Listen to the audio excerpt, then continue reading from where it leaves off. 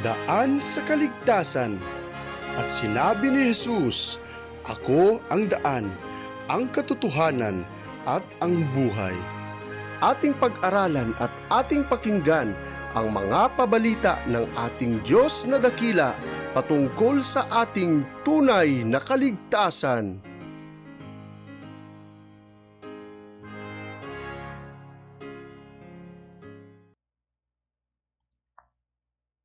Isa pong pagbati ng maganda at mapagpalang araw sa muli sa amin po mga minamahal na taga-subaybay at taga-panood ng programang ito. Saan man po kayo naroon, sana po kayo nasa mabuting kalagayan at sana po ako inyong samahang muli sa loob ng ilang minuto upang tayo po ay makapag-aral muli ng mga banal na salita ng Panginoon na sukat ikatututo natin at magsisilbing gabay natin upang tayo po ay patuloy na lumakad sa daan sa kaligtasan. Subalit bago po tayo pumalaot sa ating pag-aaral, tayo muna ay sumandaling manalangin. Mahabagin po naming Diyos na makapangyarihan ka po sa lahat. Sa oras pong ito, Panginoon, kami po ay lumalapit sa inyo at nagpapasalamat sa pagkakataong ito. Inihiling po namin ang pagkikasama ng Banal na Espiritu. Nagabayan po kami, tulungan kami na magkaroon ng pagkaunawa at tulungan kami na maikintal ito sa aming mga puso't isipan upang lumakad kami sa liwanag na aming tatanggapin. Pagpalain po kami, Panginoon, at maraming salamat sa pagdinig at pagtugon sa matamis na pangalan ni Jesus. Amen. Ang atin pong pag-aaral sa oras na ito ay nakasentro sa isa sa pinakamagandang parabola na iniwanan sa atin ng ating Panginoong Jesus. Sapagkat ito po ay patungkol mismo sa kanyang iglesia. Ano po? Ito po ay pag-aaral na kung saan nangangailangan ng scrutiny o paghihimay-himay, malalimang pagkaunawa sapagkat ito po ay magpapakita ng demarcation sa bayan ng Diyos sa mga tapat at hindi tapat. Sapagkat ito pong parabolang ito ay hindi ito tumutukoy sa pangbuong mundong mananampalataya, kundi ito ay nakasentro lamang sa loob ng iglesia ng ating Panginoon. At marahil doon sa ating mga nakaraang pag-aaral, nakita natin kung ano o sino ang tunay na bayan ng Diyos. Na ang sabi po doon, hindi ito yung malalaking katedral, hindi ito yung malalaking establishmento, hindi ito yung mga national establishment, various denomination, kundi ito ay grupo ng tao. Subalit, sa bayan ng Diyos ay magkakaroon pa ng separation sapagkat nandito ang trigo at panirang damo. Nandito ang matatalino at mangmang na mga babae. Kaya sa pagkakataon pong itong mga kaibigan, mga kapatid, titingnan natin ng mas malaliman kung sino itong matatalino at mangmang upang tayo po sa biyaya ng ating Panginoon ay makapag-take sides. At marahil sa panahong ito, tayo man ay nasa mga mangmang, makapili pa rin tayo sapagkat may panahon pa upang tayo ay makabilang sa matatalinong ito. Sapagkat napag-alaman po natin na hindi dahil ang pangalan mo ay nakasulat sa aklat ng simbahan, ikaw ay miyembro ng Seventh-day Adventist Church, hindi nangangahulugan na ikaw na mismo ang bayan ng Diyos. At ikaw ang babalikan niya at ikaw ang ililigtas niya. Sapagkat sa loob ng iglesyang ito ay nag-iwan ng ating Panginoon ng certain characteristic ng mga tao na magko-compose ng kanyang bayan. Sapagkat may mga panirang damo dito, may mga nagpapanggap lamang, at sa pagdating ng panahon, ito ay aalis sa bayan niya. Kaya titingnan po natin sa pagkakataong ito kung sino ang bumubuo ng mga dalagang ito. Sapagkat itong 10 ito, hindi ito literal na bilang, kundi ito ay bumubuo sa sanlibutang iglesia ng ating Panginoon. Ang sabi ng Mateo 25, "Then shall the kingdom of heaven be likened unto the 10 virgins, which took their lamps and went first to meet the bridegroom. And 5 of them were wise, and 5 were foolish. They that were foolish took their lamps, and took no oil with them. But the wise took oil in the vessel with their lamps. So ito po mga kaibigan, mga katagang ito. Ano po? Ito mga terminolohiyang ito ay gusto ko pong tandaan nyo sapagkat ito ang hihimayin natin mamaya upang maalaman natin kung ano yung mga bagay na kinakatawanan nito. Ang sabi po sa patuloy, while the bridegroom tarried, they all slumbered and slept. And at midnight, there was a cry made, behold, the bridegroom cometh, go ye out to meet him. Then all those virgins arose and trimmed their lamps. And the foolish said unto wise, give us your oil, for our lamps are gone out. But the wise answered, saying, not so, lest there be not enough for us and you. But go ye rather to them that sell and buy for yourselves. And while they went to buy, the bridegroom came, and they that were ready went in with him to the marriage, and the door was shut. Afterwards came also the other virgins, saying, Lord, Lord, open to us. But he answered and said, verily, I say unto you, I know you not. Watch therefore, for ye know neither the day nor the hour wherein the Son of Man cometh. So, sa Biblia, mga kaibigan, mga kapatid, maraming bises na binanggit ang patungkol sa pagdating ng Panginoon. At may dalawang aspeto na isinasama dito sa oras na ito ay talakayin. Ano po yun? Yun po ang tinatawag na urgency at pag-watch, mga kaibigan.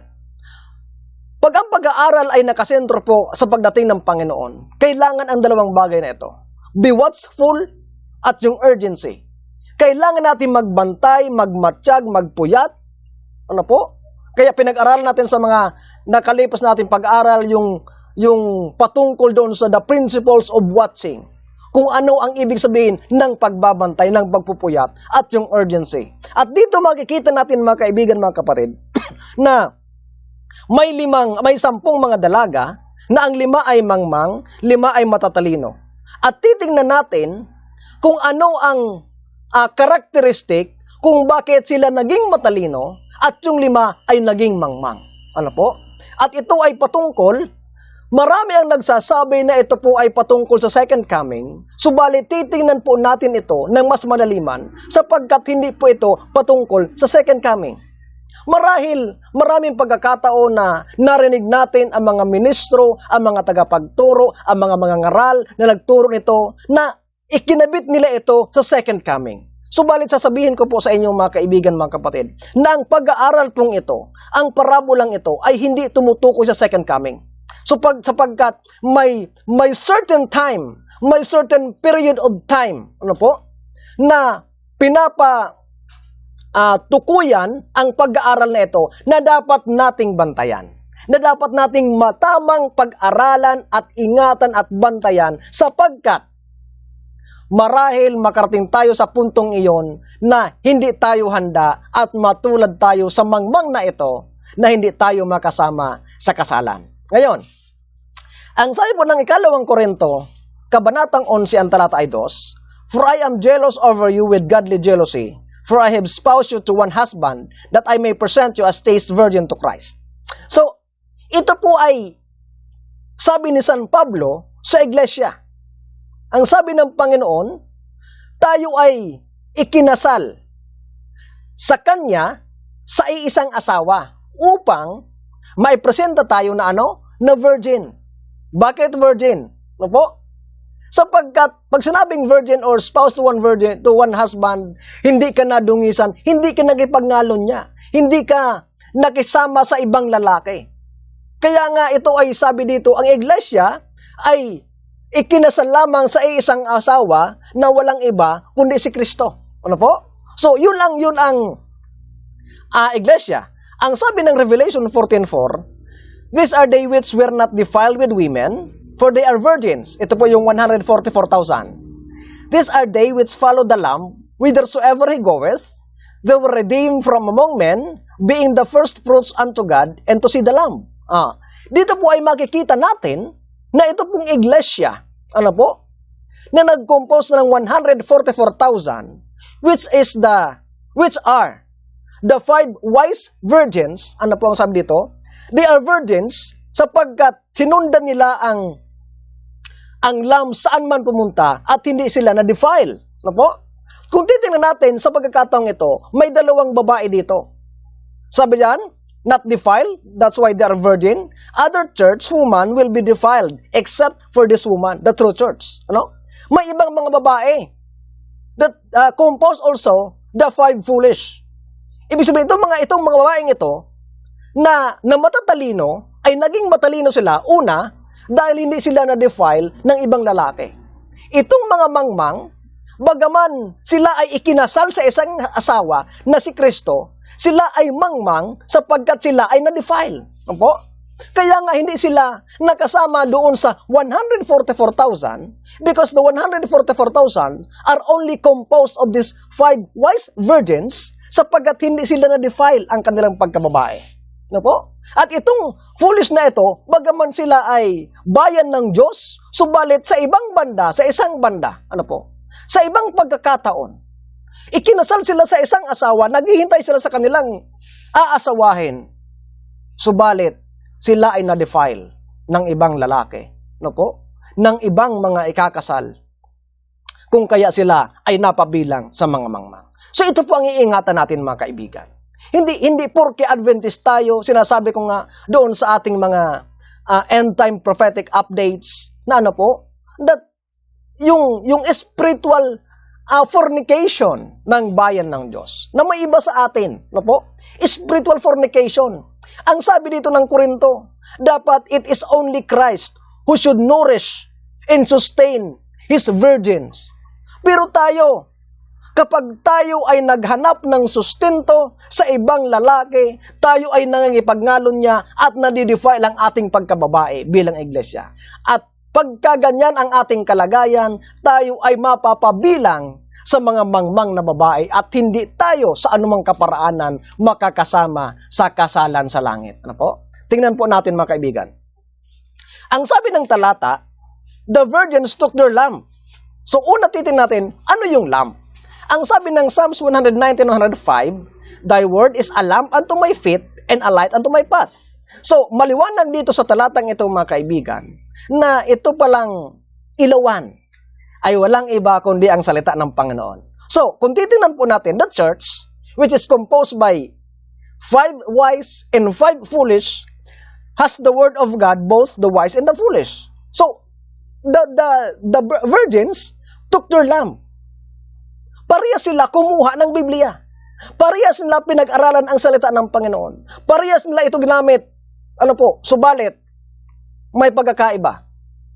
Ngayon, sino naman yung bridegroom? Ano po? Isa-isahin natin ito para malaman natin ang pagkahulugan nito para magkaroon tayo ng mas malinaw na pagkaunawa. Ang sabi po dyan ng Isaiah 62:5, for as a young man marrieth a virgin, so shall the sons marry thee. And as the bridegroom rejoiced over the bride, so shall thy God rejoice over thee. Ang sabi ng Luke 5:33-35, and they said unto him, why do the disciples of John fast often, and make prayers, and likewise the disciples of the Pharisee, but thine eat and drink? Sabi, bakit ang mga alagad ni Juan, itong mga Pariseo, madala silang nag-aayuno? Ang sabi ng Panginoon, and he said unto them, can ye make the children of the bride chamber fast while the bridegroom is with them? But the days will come when the bridegroom shall be taken away from them, and then shall they fast in those days. So sabi niya, bakit sila mag-aayuno? Nandito pa ang nobyo. So, Jesus is referring to himself as the bridegroom. Ano po? So dito makikita natin na it is Jesus who represents the bridegroom. At siya ang parating. Kung kaya nga mga kaibigan, hindi may mga turo na nagsasabi na pagdating daw ni Kristo ay kasama niya ang Ama. Ano ba? So dito mga kaibigan ay makikita natin na hindi. Sapagkat yung bridegroom who is Jesus Christ, ang sabi niya, aalis ako. Hindi na mag-aayuno sila. Subalit dito sa parabolang ito, dumating uli yung bridegroom. Ano po? So dito nakita natin na ang bridegroom is none other than Jesus Christ. Ang sabi diyan, the 10 virgins with the lamp, word, went forth to meet the bridegroom, who is Jesus Christ. So, sila ay umalis, humayo, upang hintayin, ano po? Maghanda sa pagdating ng nobyo.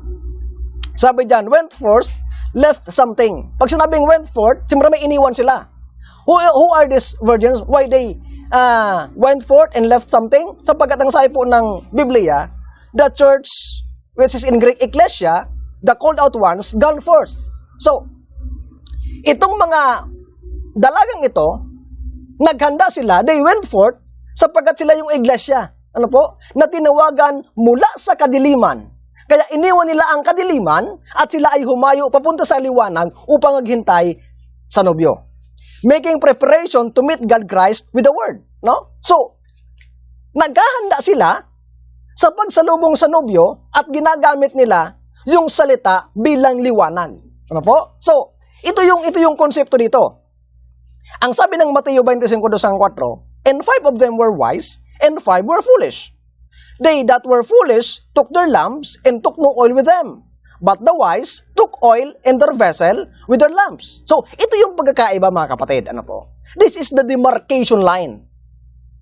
Yung mangmang, tinawagan sila ng Panginoon, tumugon sila, bit-bit nila ang ilawan, subalit ang problema, wala silang reserbang langis. So, ito yung pangalawang tandaan natin that why they are considered as foolish sapagkat kumuha sila ng ilawan nang walang langis. Ano po? So, it is not a wise decision, wise action for you to took a lamp without oil. Ano po? At dito sa mga matatalino naman, but the wise took oil in their vessel with their lamp. So, may sisidlan sila, nilagyan nila ng langis upang patuloy na magningas ang kanilang liwanag. So ito yung mga kapatid, yung pangalawang prinsipyo why that makes them wise. No po? They have the vessel, they put oil para patuloy nilang isustain yung lamp at patuloy na magningas. Sabi dito, they have their vessel to put and maintain oil. So ang tanong mga kapatid, so what is the vessel and oil represent that makes the lamp effectual? So ano po yung sisidlan? Ano na naman yung langis upang itong ilawan ay patuloy na maging kapaki-pakinabang? Sapagkat kung may ilawan ka nga at wala namang langis, walang pakinabang yan mga kaibigan, mga kapatid. Hindi mo rin magagamit. Ano po? Magagamit mo marahil nakalagay lang dyan, but it is of no effect. It is of no use kasi walang langis eh. Ano po? So ano po itong bagay na to? Because having no oil, this lamp is useless. Ano po? So titingnan natin. Ang sabi diyan, our faith depends on the oil and the vessel with the lamp.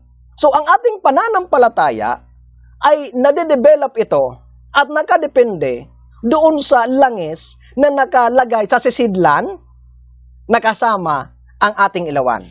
Ang sabi po dyan, ng Zechariah 4:11 and 12, then answered I and said unto him, what are these two olive trees upon the right side of the candlestick and upon the left side thereof?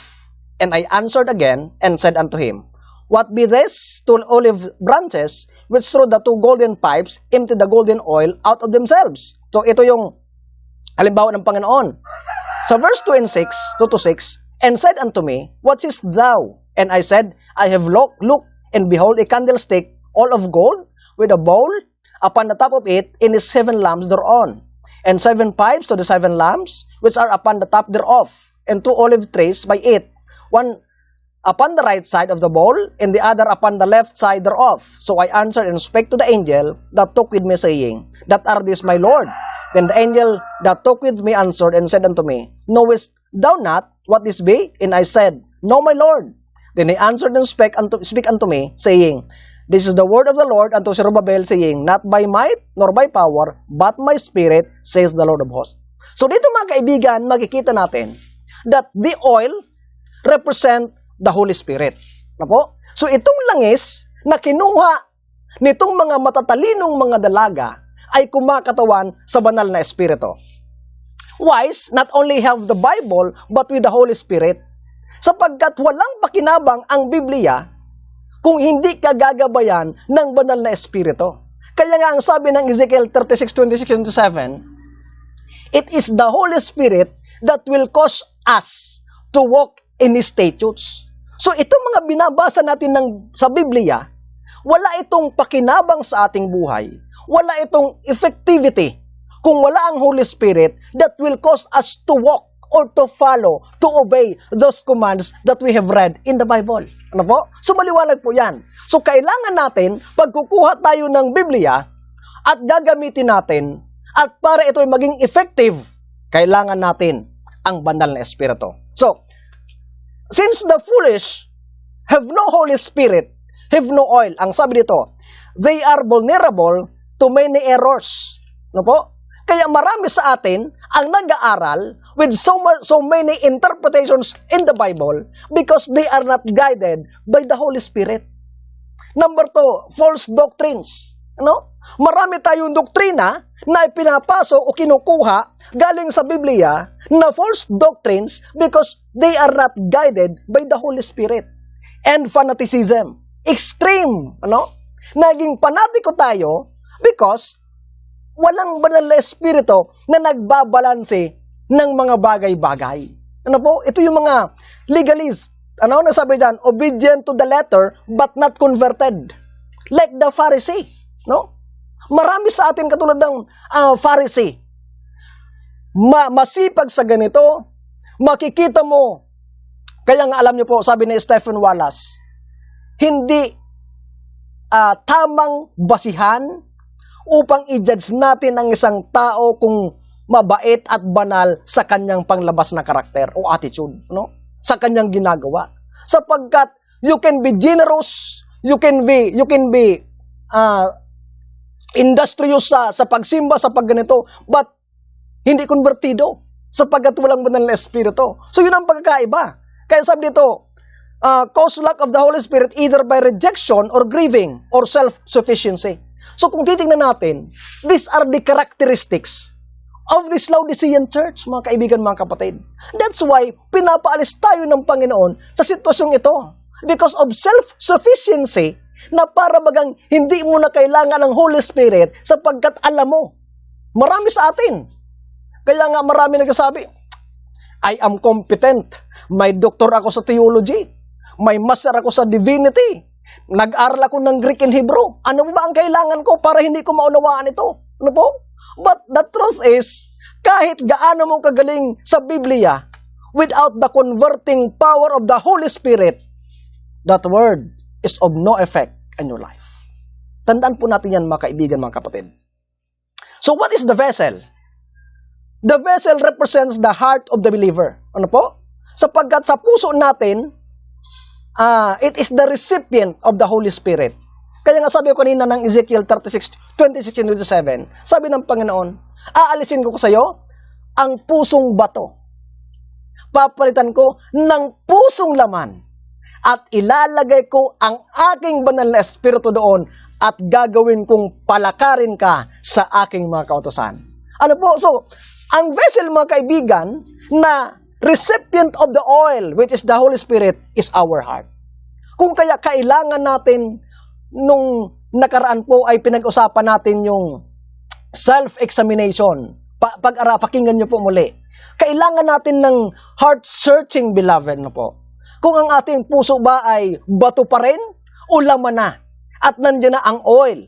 Sapagkat marahil akala natin may oil tayo pero ang puso pala natin ay pusong bato. Anong ibig sabihin ng pusong bato? Galatians 5:19-20. No? Nandiyan pa ang pagiging laman mo. Ano po? Ang sabi ng 2 Corinthians 4:6-7, for God, who commanded the light to shine out of the darkness, hath shined in our hearts, to give the light of the knowledge of the glory of God in the face of Jesus Christ. But we have this treasure in earthen vessels, that the excellence of the power may be of God and not for us. So these earthen vessels, makikita natin, mga kaibigan, nung sa pag-aaral natin na about Gideon, ano? Na yung gamit lang nila, yung lamp, di ba? Nakatago sa earthen vessels. The earthen vessels represents our heart. Na dapat nakatago doon ang lamp, yung light, which is the Word of God, with the Holy Spirit, mga kaibigan, mga kapatid. At pag binasag natin yung earthen vessels, inalis natin ang ating sarili, the light will shine in our character, our outward attitude, at makikita ng buong mundo. At mapapatunayan natin ng sa Biblia, tayo nga ay anak ng Diyos. Ano po? So, makikita natin. So, the oil represents the Holy Spirit, the lamp represents the Word of God, the vessel represents the heart, mga kaibigan. Ano po? Ang sabi dyan, heart or mind, where the Holy Spirit is to be poured out and maintained. That's why the wise are different, for they are illuminated and made new, and given a new experience by the Holy Spirit. But the foolish having the Bible, but not converted. Ano po? May Bible sila. Ang galing nilang magbasa. Sa ulo, teksto for teksto. Ang sabi pa ng iba, I memorize it by heart. Mga kaibigan. Pero hindi nila hiningi ang tulong, ang kapangyarihan ng banal na espiritu para i-convert sila doon sa truth na kanilang tinatanggap. That's why it made them foolish, mga kaibigan. But this wise, inaralan nila ang Biblia, pero walang pride, ano po, walang eisegesis, but through the power of the Holy Spirit, ninamnam nila. Ano po? Doon sa Gideon's 300, ito yung mga tao na nagdig doon sa tubig at nag-inom. But the foolish are those who drink from the surface only. Ano? Alam nila ang katotohanan. Alam nila na sila ay Adventista. Prideful sila dito. Ako ang tama. Pero hindi na-converte ang kanilang mga buhay ng banal na espiritu, mga kaibigan. They drink only to the surface. Ayaw nilang mag-commit, mga kaibigan. At ito ang mga mangmang. Those who understand this prophecy and parable in history, this teaching began to be popular in 1844. Ano po? Itong parable na ito ay popular dito. And the time period likened to the midnight cry. Bakit? They believe that the prophecy in Matthew 23 to 26 all pointed to their time and always to the end of time. They called their movement the midnight cry. Ito po yung grupo ni William Miller, no? Ng 1833. Tinawag nila ang kanilang grupo na midnight cry bago naging Advent movement ng 1844. Ano po? As the prophecy fulfilled in Matthew 23, 24, and 25, says, then the kingdom of church be likened to 10 virgins. And in this time up to the end of the church of God, with pure faith and word of God, are defined in two groups. Wise, with the Holy Spirit, Bible to illuminate their path to the chamber. Foolish, name in the church, but don't see the need of the Holy Spirit, and understood its need in conversion, or the Holy Spirit as an aid in understanding the Holy Scripture. They are the Laodicea. Ano po? Ano ang pagkakaiba nila? Yung matatalino, kasama ng banal na espiritu, pinag-aralan nila ang Biblia at ginabayan sila sa kanilang daan papunta doon sa chamber ng bridegroom. Subalit itong mga mangmang na ito, nakatala nga ang kanilang pangalan sa iglesia, subalit hindi nila nakikita ang kanilang pangangailangan sa banal na espiritu dahil sila ay Laodicea. Ano ang karakteristik? Self-sufficient. Hindi na natin kailangan yan. Nasa atin na ang katotohanan. Pag nakarinig ng ganun, alam ko na yan. Narinig ko na yan. Ano po? Ang totoo, bulag, hubad. At hindi nangangailangan. So ito ang naging dahilan kung bakit sila naging mangmang. Ano po? Sabi ng Matthew 25:5, while the bridegroom tarried, they all slumbered and slept. So, ano naman ang ibig sabihin nitong pagkaantala nitong bridegroom? Sabi nito, tarry means delayed, wait, hold back. At sa pagkaantalang ito, all slept in slumber. Ano po?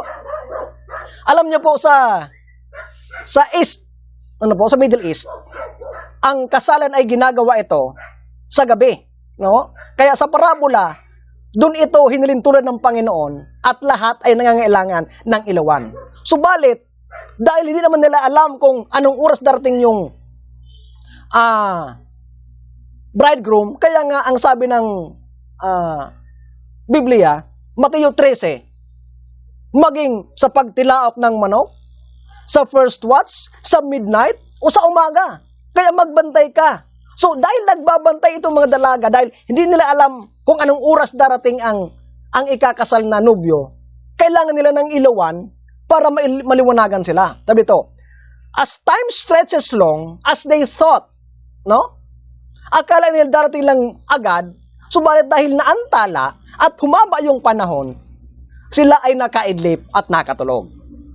Ang sabi dito, the issue, though five have understanding with the Holy Spirit, can hear Him, but both constitute pure religion, both with word of God. Wise brought the oil with them to keep them all in their way, and some did not. But in his tarrying time, in time of delays, as we know, ano po? Sapagkat itong, sabi nga kanina, ito ay naging prominent sa 1844. So, ngayon mga kaibigan, siguro 176 o 177 years na ang pagkaantala. Lahat nakatulog. Ang sabi dito, so let's see what the slumbering or slept means spiritually and parabolically. Ano ang ibig sabihin ng pagkatulog? Ang sabi diyan, these people having the word went forth to meet Christ, but along the way in their journey, they slept, not having proper understanding of the prophecy concerning the second coming of Christ. So ang pagkatulog pala mga kaibigan, mga kapatid, ito ay tumutukoy doon sa bagaman ikaw ay nag-aaral, bagaman ikaw ay may banal na espiritu at pinapamuhay mo ang pinag-aralan mo, but lahat sila ay nawala sa kanilang gunita ang mga propesiya patungkol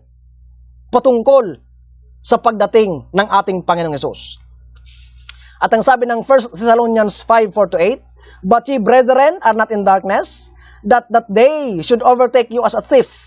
Ye are all the children of light and the children of the day. We are not of the night nor of darkness. Therefore, let us not sleep as do others, but let us watch and be sober. For they that sleep, sleep in the night, and they that drunken are drunk in the night. But let us who are of the day be sober, putting on the breastplate of faith and love, and for an helmet, the hope of salvation. So, sabi nito, hindi tayo sa kadiliman. Kaya hindi tayo dapat matulog. Gumising tayo. At ang sabi ng Acts 1:6 and 7, when they therefore were come together, they asked of him, saying, Lord, wilt thou at this time restore again the kingdom of Israel? Sabi ng mga alagad. And he said unto them, it is not for you to know the time or the season which the Father hath put in his own power. Time and season, mga kaibigan, ay tumutukoy sa fulfillment of Bible prophecy. At ang sabi dito, mga kaibigan, ng 1 Thessalonians 5:1 ito, sabi ni San Pablo, hindi na kailangan na sulatan tayo. Bakit? Sapagkat naiintindihan daw natin ang time and season. Ibig sabihin, sa panahon natin ngayon, ay inihayag na sa atin ang fulfillment ng mga propesiyang ito, kung kaya hindi na natin kailangang sulatan pa. At ang sabi ng verse 4, should overtake you those in darkness do not understand the prophecy. So hindi kailangan tayo ma-overtake ng darkness sapagkat tayo ay may pagkaunawa ng propesiya. Kaya ang sabi ng ikalawang Pedro 1:19, we have also a more sure word of prophecy. So sa panahon natin ngayon, mga kaibigan, mga kapatid, ano po? Tayo ay kailangang magising sapagkat we have a sure word of prophecy at may pagkaunawa tayo dito. Kaya sabi diyan, sleep in the dark, no understanding, awake in the light with understanding. Subalit ang problema, lahat sila nakatulog, nawala sa kanilang gunita, sa kanilang pangunawa, ang propesiya patungkol sa second coming. So ang sabi diyan, all lost the understanding of the fulfillment of the prophecy about second coming. So, nawala sa kanila. Bakit po? Tingnan natin, sabi diyan, how many times you've heard a pastor preach through Daniel and Revelation about this prophecy, the second coming? Bakit nawala sa gunita? Alam niyo mga kapatid, nawala sa gunita ng bayan ng Diyos sapagkat sa panahon natin ngayon, hindi na madalas ito pinag-aaralan.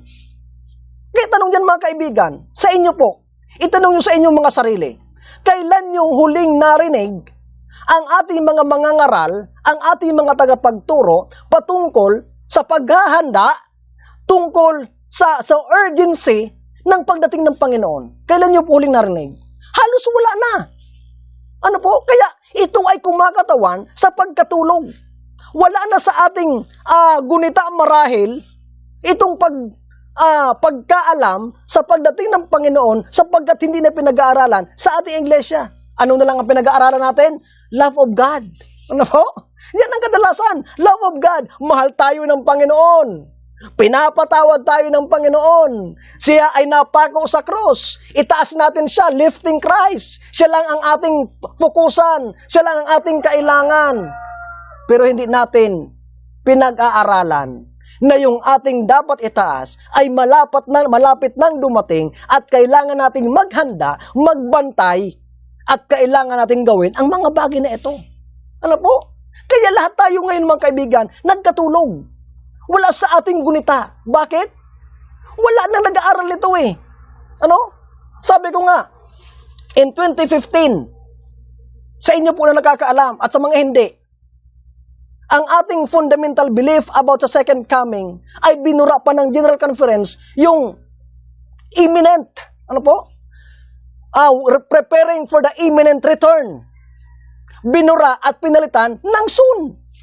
Pag sinabing imminent, mas malapit na. Pero yung urgent ay yung soon. It could be 100 or 200 years. Kaya nawala sa ating gunita sapagkat hindi tayo marahil naniniwala na malapit nang dumating ang bridegroom. Ano po? Kaya lahat tayo nagkatulog mga kaibigan, mga kapatid. Ang sabi ng Matthew 25:6, "And at midnight, there was a cry made, Behold, the bridegroom cometh, go ye out to meet him." Many believe that this cry is announcing the second coming, but the language used in this parable tells us it is not. Ano po? Ito ang dapat nating paghandaan mga kaibigan, mga kapatid. Sapag itong sigaw na ito ay hindi ito kumakatawan sa pagdating ng Panginoon sa alabaap ng langit. May ibang tinutukoy dito at ito ang gusto kong makita natin. Kaya nga sabi ko mga kaibigan, mga kapatid, maraming mga ngaral, maraming tagapagturo ang nagturo ng parabolang ito at ito ay kinabit nila sa ikalawang pagdating ng Panginoon. Hindi po. Gusto kong tingnan natin ito mga kaibigan. Ang sabi ng verse 10 to 12, "And while they went to buy, the bridegroom came, and they that were ready went in with him to marriage, and the door was shut. Afterward came also the other virgins, saying, Lord, Lord, open to us. But he answered and said, Verily I say unto you, I know you not." Kung titignan natin mga kapatid ang talatang ito, yung 5, nung sumigaw, "Oh, the bridegroom is coming." Yung 5, sabi niya, "Oh, bigyan nyo naman kayo ng langis." Sabi nung 5, "Ay hindi pwede, baka kumulang sa amin." Kaya as they went to buy, dumating ang bridegroom. Tandaan niyo po mga kaibigan, na itong oil represents the Holy Spirit in character. Sa panahon ng pagdating ni Kristo, there's no more chance for us to buy this. Ano po? So, ibig sabihin, itong parabolang ito ay hindi ito tumutukoy sa pagdating ng Panginoong Hesus. Sapagkat, sa panahong yon, ay hindi na tayo magkakaroon ng pagkakataon na mag-search o mag-seek ng oil. Bakit? Sabi nito, as we can see in the dialogue, the wise says, "Hey, you must buy and get as they go. As they go, bridegroom came, and those who are ready, go in with him." Ano? And door shut. Afterwards, foolish came and recognized they have been left out. So, cannot be the second coming because in that time, there's no more chance to secure oil. Sa pagdating niya, there's no more time to secure oil. So, ano po pala ang tinutukoy na panahon nitong bagay na ito? Sabi ng 2 Thessalonians 1:7-9, "And to you who are troubled, rest with us, when the Lord Jesus shall be revealed from heaven, with his mighty angels and flaming fire, taking vengeance on them that know not God, and that obey not the gospel of our Lord Jesus Christ, who shall be punished with everlasting destruction from the presence of the Lord, and from the glory of His power." So, titingnan dito natin mga kaibigan, mga kapatid, nang sabi po dyan, ang pagdating ng Panginoon is a day of vengeance. So clear that this sin is not in Matthew 25:6 in the parable. Sapagkat yun ay paghuhukom. There's no more chance for us to secure oil. So what is the idea of the chamber and the idea of meeting? Before the second coming, that people of God must prepare. Ano po? So ano po pala ang kaisipan nitong chamber, nitong meeting, upang tayo ay makapaghanda ngayon na makapag-secure tayo ng oil sapagkat baka dumating yung panahon na wala na tayong chance na mag-secure ng oil. Tingnan po natin. Ang sabi ng Matthew 25:7, "Then all those virgins arose and trimmed their lamp." In verse 6, prophetic message in the event that awakened the whole church. So ito mga kaibigan, there is a prophetic event that aroused the whole church. Ano po? Ano yun? Sabi dyan, what does trimming the lamp means? Nung sila ay ma-arouse, they trim their lamp. Ano ang trimming? Sabi dyan, cleaning, preparing, cutting the burnt part to light more brighter. Ano? Kung sa ilawan. Yung nasunog na aalisin para lumiwanag pa ng gusto. Kating, ito ang halimbawa ng Biblia. Sabi ng 2 Samuel, chapter 19, verse 24, and Mephibosheth, the son of Saul, came down to meet the king and had neither dressed his feet nor trimmed his beard, nor washed his clothes, from the day the king departed until the day he came again in peace. So, yung trimming mga kaibigan, sabi niya, hindi na-triman yung beard, is cut back into place. Inaayos, sa pag-aayos. Ano po? Nung marinig nila yung cry, itong 10 mga dalaga, ay nag-ayos sila. Nag-ayos sila ng kanilang sarili. Ano po? Sabi ng Hebrews 4:12, for the word of God is quick and powerful and sharper than any two-edged sword, piercing even to the dividing asunder of soul and spirit, and of the joints and marrow. It is discerner of the thought and intent of the heart. So, ito yung salita ng Diyos na nagtitrim sa atin. Ano po? So, this tremendous event brings them into studying the scripture. Yung call na yon ay nag-aral sila muli ng Biblia nila. Yung lamp, trinim nila. Ano kaya? Pag-aralan natin uli. Sabi dito, the foolish study in a certain part only without oil that makes light out, not able to understand. Nag-aral sila muli. Trinim nila ang kanilang Biblia. Pinag-aralan, hinimay. Subalit yung mga mangmang, dahil walang banal na espiritu, hindi sila nagkaroon ng pagkaunawa. Bakit? Sapagkat nag-aaral sila, hindi exegesis, kundi eisegesis na tinatawag. Yung exegesis, pag nag-aral ka ng Biblia, tinatanggal mo ang sarili mong mga kaisipan, ang preconceived idea, at yung idea ng Biblia ang kinukuha mo. Pero yung eisegesis, yung idea mo ang pinapasok mo sa Biblia para isuot yung kaisipan mo. Ito yung 5 foolish virgins, mga kapatid. Nag-aaral sila ng walang banal na espiritu. They are self-sufficient. Alam ko na to. Ano? Hindi ko na kailangan yan. But the wise study carefully with oil and was able to understand. That's why has the character and righteousness of Jesus Christ. Nagkaroon sila ng pagkaunawa sapagkat ginabayan sila ng banal na espiritu at nakabuo sila ng karakter. At napasok sa kanila yung righteousness ng Panginoon.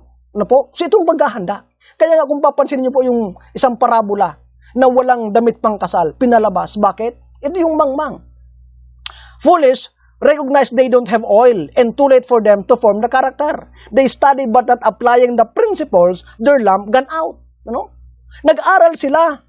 Hindi man nila kailangan ang banal na espiritu. Kaya nawalan sila ng ganang mag-aral. Bakit? Self-sufficient. Ay, hindi ko na kailangan yan. Sa ulo ko na yan eh. Mula Genesis hanggang Revelation, alam kong i-recite yung teksto por teksto. Mag-Bible study ako na wala ng Bible. Hindi ko na kailangan yan. But there is no converting power of the Holy Spirit that makes them foolish. Sabi ng talatang 8, and the foolish said unto the wise, give us of your oil, for our lamps are gone out.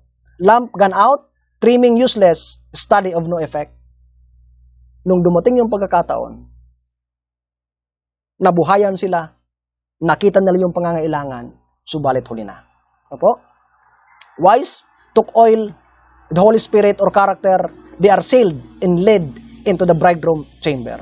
Ito yung pagkakaiba mga kaibigan, mga kapatid. Ang sabi ng talatang 9 at 10, but the wise answered saying, not so, lest there be not enough for us and you, but go ye rather to them that sell and buy for yourselves. And while they went to buy, the bridegroom came, and they that were ready went in with him to the marriage and the door was shut. So, ito yung pagkakataon mga kaibigan, mga kapatid. Umalis sila para purma pa sana ng karakter, subalit huli na. They said, maybe there's still oil to get oil. Holy Spirit character, time to experience with God. But as they went to take their time, try to repent, bridegroom came, took the ready, and door was shut. Akala nila, sa panahon, ito mga kaibigan, door was shut. This represents the closing of the door of the ark. Pero, nung magsara, yung pinto ng arka, bumaha na ba? Hindi pa. Sapagkat yun ay representation ng close of probation. Pag nag-close ang probation, mga kaibigan, hindi pa darating ang Panginoon. Kaya itong mga wise, akala nila, makakabuo pa sila ng karakter. Akala nila, may panahon pa sila para i-overcome ang kasalanan. Akala nila, may panahon pa sila para magsisi. Ang problema, mga kapatid, pag nagsara ang awa, matatapos na rin ang mediatorial work ng ating Panginoon. Revelation 15:8. Kaya hindi na sila magkakaroon ng repentance. Hindi na of no avail sapagkat wala ng mediator doon sa langit. Magiging huli na ang lahat sa kanila. So, ibig sabihin mga kapatid, dito ang pagdating ng bridegroom sa chamber at pagpasok niya ay hindi kumakatawan sa kanyang ikalawang pagbalik, kundi kumakatawan ito sa pagsasara ng kanyang awa. At yun ang dapat nating bantayan. Kaya nga, from 1844 up to the Sunday law, which is the passing of judgment from living to dead, yun po ang probationary time natin. Yun ang panahon para tayo mag-secure ng oil, para mag-trim ng lamp, para lumakad sa kalooban ng Panginoon, upang anumang oras tumawag siya at mag-close ang probation, tayo ay makabilang sa matatalino who took their lamp, their vessel, and with oil to sustain the lamp, mga kaibigan, mga kapatid. Ang sabi ng Malachi 3:1-5, Behold, I will send my messenger and he shall prepare the way before me. And the Lord whom ye seek shall suddenly come to his temple, even the messenger of the covenant whom ye delight in. Behold, he shall come, saith the Lord of hosts, but whom ye abide the day of his coming, and who shall stand when the appeareth. For he is like the refiner's fire, and like fuller's soap.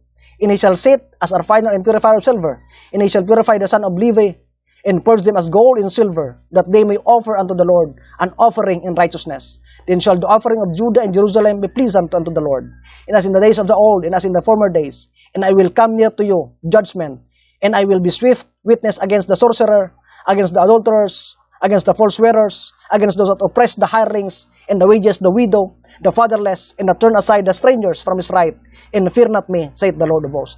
So ito po natin ng Panginoon, magiging paghuhukom.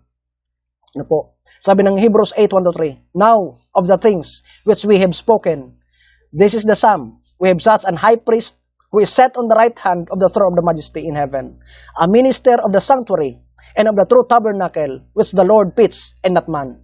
For every high priest is ordained to offer gift and sacrifices. Wherefore it is of necessity that this man have somewhat also to offer. Mga kaibigan, mga kapatid, ito ang panahon para tayo bumili sa Kanya. Sapagkat sabi diyan, wise, meet Him in the sanctuary. Ito ang sinasabi ko mga kaibigan sa ating mga pag-aaral. Hindi masama na mag-focus tayo doon sa Calvary.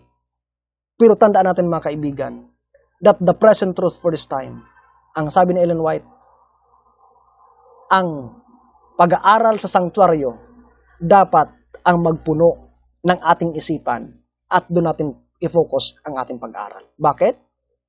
The sanctuary doctrine in connection with 2,300 days, the faith of Jesus, the law. This is the present truth na kailangan ng flock ngayon. Bakit? Doon tayo tatagpo sa Panginoon sa sanctuaryo. Kung ano ang kailangan doon, yun ang gawin natin para tayo mapabilang doon sa matatalino. Sabi dito, answering through faith, through prophecy, through the three angels' message, preparing for marriage as the parable about marriage, guests were examined. Those without wedding garments sent out in door clothes. Tandaan po natin yan. From 1844 down to the end of judgment or the close of probation, those wise, able to have the Holy Spirit character, which the foolish was not able to secure. So ito mga kaibigan, mga kapatid, ang demarcation line.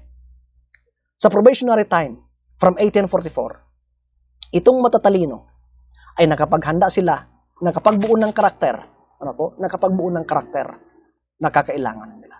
Kaya nga po alam niyo po, sabi ko, this is the second to the last topic para sa ating second series upang paghandaan natin ang ikatlong series. At ang ikatlong series natin mga kaibigan nakatuon lamang sa character development. Ito po ay pamagat na what matters is your character. Sapagkat ito po ang pinakamainam na gawin natin ngayon. Ano po? Ang sabi ng Isaiah 55, Who everyone that thirsteth, come ye to the water, and ye that hath no money, come ye buy, and eat, ye come buy wine and milk without money, and without price. Seek ye the Lord, will he may be found. Call ye upon him, will he is near. Let the wicked forsake his way, and the unrighteous man his thoughts, and let him return unto the Lord, and he will have mercy upon him, and to our God, for he will abundantly pardon. Sabi dito, who is selling what they need, from whom they can buy, the experience and the fruit, from the word alone. To call upon him and forsake their own ways. Ito ang pagbili mga kaibigan. Hindi mo kailangan ng pera, sabi doon. Bumili ka sa akin. Sa bridegroom ka din makakabili. Ang tanging paraan lang, talikuran mo ang iyong masamang lakad. Iwanan mo ang pagkakasala. Tumawag ka sa Kanya at ikaw ay makakasumpo ng pagpapatawad. At iwanan mo ang iyong masamang lakad at ikaw ay makakabili nitong gold na ito. The wise was able to buy beforehand that made him wise. Nakabili sila. Bakit? Sapagkat tumawag sila sa Panginoon at inwanan nila ang kanilang mga kasalanan. Ito lang ang ating kailangan, mga kapatid. Ang sabi ng Revelation 3:14 and 18, lukewarm, this represents the foolish. Yung lukewarm, Laodicea. Self-sufficient, need of nothing. Kaya ang counsel ng Panginoon, buy of me. Meaning, buy only through Christ, His righteousness alone, mga kaibigan. Buy of me. Sabi ng 5 matatalino, baka kulang sa akin, pumaroon kayo at bumili din kayo. As they went to buy. Ito, mga kaibigan, huli na. Sapagkat ngayon dapat ang panahon para tayo lumapit sa Panginoon at maghanap ng kanyang karakter. Why? Because character building doesn't happen overnight. It takes time, beloved.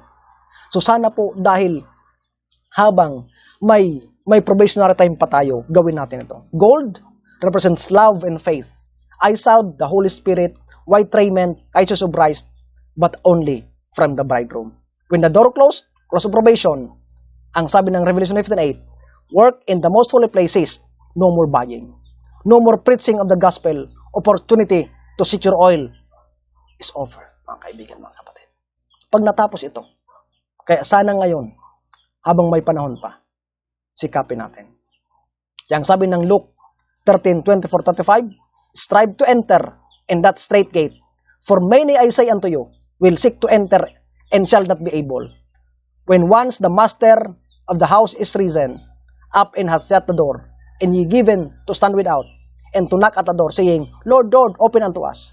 And he shall answer and say unto you, I know you not, whence ye are. Then shall we begin to say, we have eaten and drunk in thy presence. Ito sabihin nila. And thou hast taught in thou street. Nagsimba naman kami. Nangaral naman kami. Mateo 7:20, di ba? 21-22. Sabi nila, nagpalais din naman kami ng demonyo. Ano po? Nagprophesy naman kami. Sabi ng Panginoon, hindi ko kayo kilala kung saan kayo galing. But he shall say, I tell you, I know you not, whence ye are. Depart from me, all you workers of iniquity. There shall be weeping and gnashing of teeth when ye shall see Abraham and Isaac and Jacob and all the prophets in the kingdom of God, and you yourself cast out. Ito po ang nakakalungkot, mga kaibigan, mga kapatid. Nakakalungkot na makita natin yung mga pinangaralan natin, yung pamilya natin, yung mga kaibigan natin, nandun. At tayo ay nasa labas. Kaya, mga kaibigan, mga kapatid, habang may panahon pa, let us took oil in our vessels that the lamp will continue burning, na anumang oras tumawag ang bridegroom at magsara ang awa, tayo ay makakasama sa kanyang chamber, sa most holy place, sapagkat tayo ay masisilyuhan at mapapabilang doon sa matatalino na babalikan ng ating Panginoon. Mga kaibigan, mga kapatid, sana po itong mga bagay na ito ay pagbulay-bulayan natin. Isipin natin na habang may panahon, saan ba tayo napabilang ngayon? Tayo ba yung mga tao na alam nga ang Biblia, sa ulo, pinag-aaralan, subalit walang banal na espiritu para i-converte ang ating mga puso? Na yung pinag-aaralan natin hanggang lang sa pag-aaral, subalit hindi nakikita sa ating mga buhay? Kung ganon, tayo ay kasama sa mga mangmang. Pero kung tayo ay nag-aaral at hinihiling natin ang banal na espiritu na yung mga katotohanan doon ay ilagay sa ating puso upang lumakad tayo doon sa araw-araw at maghanda sa pagsalubong sa bridegroom, tayo ay mapapabilang sa matatalino. Mga kaibigan, mga kapatid, marahil tayo ay kasama sa mga ngayon. Subalit, purihin natin ang Diyos sapagkat habang may panahon pa, ipinaunawa sa atin ang mga bagay na ito sapagkat pwede pang mag-change side, mga kaibigan. If we side on the foolish, this time, if we ask and call to the Lord and forsake our own ways, tayo ay mapapabilang sa 5 mga tatalino na patuloy na nag-aaral ng may banal na espiritu nandito sa puso nila at lumiliwanag ang kanilang mga buhay na nagmamanifest ng karakter ng Panginoong Hesus at sila ay patuloy na lumalakad sa daan sa kaligtasan. Ama naming banal, maraming salamat po dahil minsan pang dinala mo kami sa iyong paglilitas. Sa mga mensaheng ito, Panginoon, pagpalain po sa aming mga puso at kami po ay tulungan na makita ang aming tunay na kalagayan. Na kung kami man ngayon ay napabilang sa mga mangmang, tulungan kami na mapabilang sa matatalino habang may panahon pa. Saliksikin namin, itrim namin ang aming mga ang aming mga kasulatan, pag-aralan namin at hilingin namin ang Banal na Espiritu na gabayan kami upang ibaon ito sa aming mga puso at palitan po ang aming puso ng bato ng pusong laman. Ilagay ang iyong Banal na Espiritu upang lumakad kami sa mga katotohanan at kami po ay mapabilang sa 5 matatalino na karapat dapat pumasok diyan sa inyong chamber. Pagpalain po kami, Panginoon. Maraming salamat. Ito po ang aming hiling sa matamis na pangalan ni Jesus. Amen. Mga kaibigan, mga kapatid, minsan pang pasalamatan natin ang Panginoon sapagkat sinamahan po muli tayo at binigyan tayo ng oportunidad upang makita ang ating sarili, maintindihan ang kanilang mga turo, at tayo po ay lumakad sa tunay na daan ng kaligtasan. Ang pagpapala nawa ng langit ang sumaatin sa oras na ito.